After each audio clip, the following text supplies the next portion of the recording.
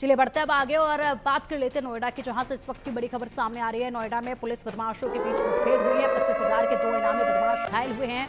80 लाख रुपए की ज्वेलरी बरामद की गई। करीब 1,35,000 रुपए भी बरामद हुए हैं। देर रात थाने 39 इलाके में ये मुठभेड़ हुई है। तो देखिए, जिस तरह 80 लाख रुपए की ज्वेलरी की लूट, करीब 1,35,000 रुपए भी बरामद किए गए। देर रात ये इलाके में मुठभेड़ हुई थी और नोएडा में पुलिस बदमाशों के बीच में मुठभेड़ देखी गई और 25,000 के 2 इनामी बदमाश जो है इस मुठभेड़ में घायल हुए हैं। 80 लाख रुपए की ज्वेलरी इनसे बरामद की गई है जो कि चोरी हुई थी। करीब 1,35,000 रुपए भी बरामद किए गए हैं। तो देर रात इन लोगों पर, इन बदमाशों पर जो है शिकंजा कसा गया है। अब इनसे पूछताछ की जाएगी और पूछताछ में खुलासे कई होने हैं कि जैसे कब कब इन लोगों ने चोरी की वारदातों को अंजाम दिया, अब तक किस तरह की ऐसी डकैती की वारदातों को ये अंजाम दे चुके हैं। पूरी इनकी हिस्ट्री को जो है वो खंगाला जाएगा और उसके हिसाब से ही इन पर अब एक्शन लिया जाएगा, क्योंकि इस वक्त जो बड़ी कार्रवाई की गई है वो 80 लाख रुपए की ज्वेलरी बरामद करके की गई है। इसी के साथ करीब 1,35,000 रुपए नकद भी इनसे बरामद किए गए हैं। और देर रात जो है ये भागने की जब कोशिश कर रहे थे तो मुठभेड़ के दौरान इनको पकड़ा गया है, तो उसको लेकर भी एक्शन इन पर अब होगा।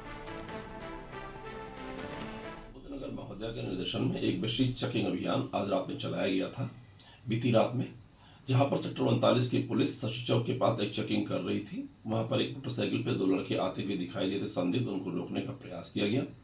वो 42 की तरफ भागे, उनका पीछा किया गया, उनके द्वारा पुलिस पार्टी पर फायरिंग की गई। पुलिस पार्टी के द्वारा आत्मरक्षा फायरिंग की गई, जिसमें वो दोनों बदमाश घायल हुए। घायल बदमाशों की पहचान पश्चिम बंगाल के 2 बदमाशों के रूप में हुई है, जो अभी थाना फेज 1 गुरुग्राम हरियाणा में अस्थायी तौर पर निवास कर रहे थे।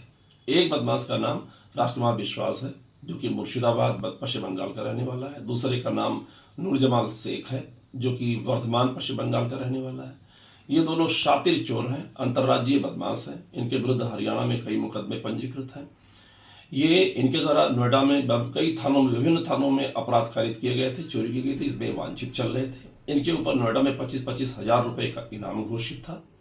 इनके पास से 80 लाख रुपए की विभिन्न जेवरात ज्वेलरी बरामद हुई है कीमती। इसके अतिरिक्त इनके पास से 1,35,000 रुपए नगद बरामद हुए हैं।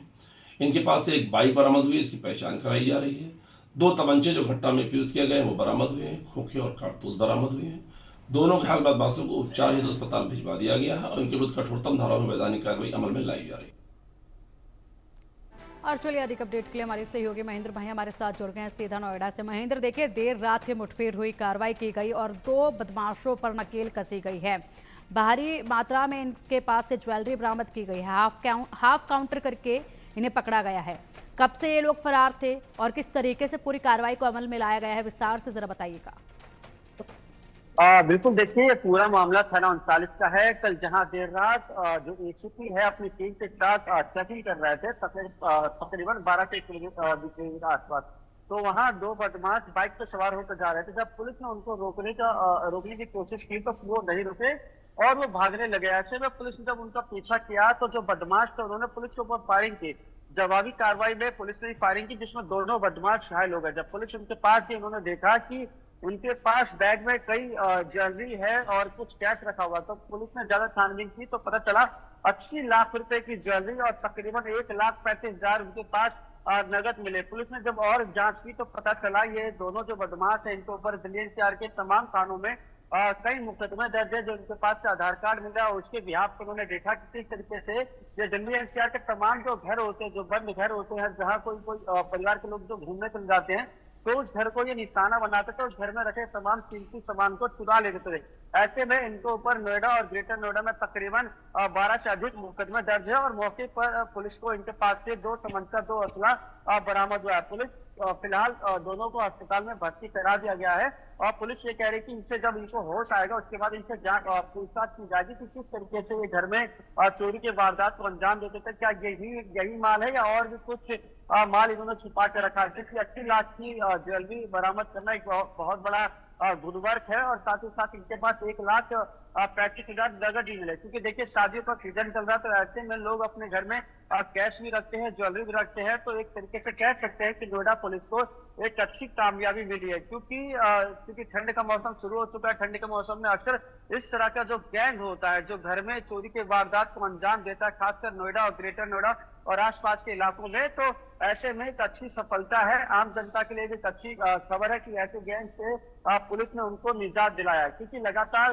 ठंड के मौसम में चोरी की वारदात बढ़ जाती है, क्योंकि लोग जल्दी सो जाते हैं या कहीं जाते हैं। तो ऐसे में चोर जो होता है पूरे घर में जो कीमती सामान रखे रहते हैं उन पर हाथ साफ कर लेता है। फिलहाल पुलिस जांच में जुटी है कि ये लोग किस गैंग के हैं और ये दिल्ली शहर में कहां इन्होंने वारदात को अंजाम दिया था और इनके पीछे और कौन है। जी बिल्कुल बिल्कुल महेंद्र, अगर बात कर ली जाए तो आप जिस तरीके से बता रहे हैं कि ये जानकारी यानी बाकी किस गैंग से हैं, यही बड़ा सवाल है कि ये सिर्फ 2 ही लोग ऐसे मिलकर चोरी की वारदातों को अंजाम देते थे या फिर इनके साथ और भी लोग शामिल हैं, क्योंकि सबसे ज़्यादा जो चोरी की शिकायतें दर्ज करी जाती हैं वो सर्दियों के वक्त पर ही की जाती है।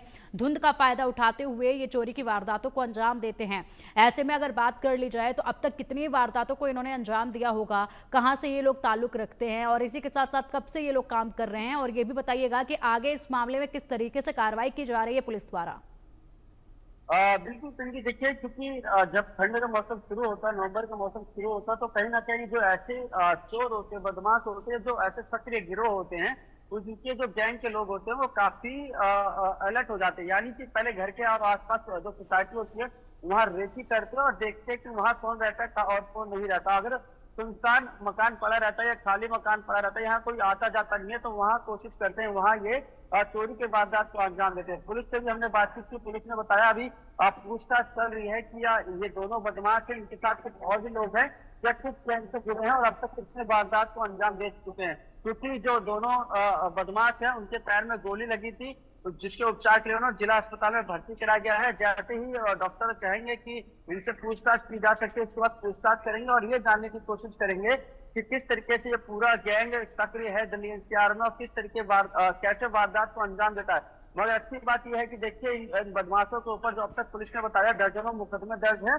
और 80 लाख की ज्वेलरी के साथ साथ 1 लाख पैकेटदार जो कैश है वो बरामद किया। तो एक तरीके से कह सकते हैं नोएडा पुलिस को एक बड़ी सफलता मिली है, क्योंकि ऐसे जो चोर होते हैं आपके घर में चोरी कर जाते हैं और कानों कान किसी को पता भी नहीं लगता, क्योंकि सबसे पहले ये रेकी करते हैं। घर में देखते हैं कोई आता जाता नहीं है, क्या इंसान घर पड़े रहते हैं, वहां ये चोरी के वारदात को अंजाम देते हैं। तो ऐसे में फिलहाल कह सकते हैं कि एक अच्छी सफलता मिली है पुलिस को। इसके साथ साथ जो ज्वेलरी है उसकी पहचान की जा रही है कि किसके घर से लूटा गया, कहाँ किस थाने में कितने का मुकदमा दर्ज कराया। तो लोगों को फोन करके बताया जाएगा कि आपके घर से जो ज्वेलरी चोरी हुई है उससे आप कोर्ट के माध्यम से हासिल कर सकते हैं। मगर ये कहना पड़ेगा कि ठंड के मौसम में लोगों को भी थोड़ा जागरूक रहना पड़ेगा, क्योंकि ठंड के मौसम में जो चोरी है उसकी वारदात बहुत ज्यादा बढ़ जाती है। जी ठीक है महेंद्र, बहुत बहुत शुक्रिया आपका इन तमाम अपडेट्स के लिए।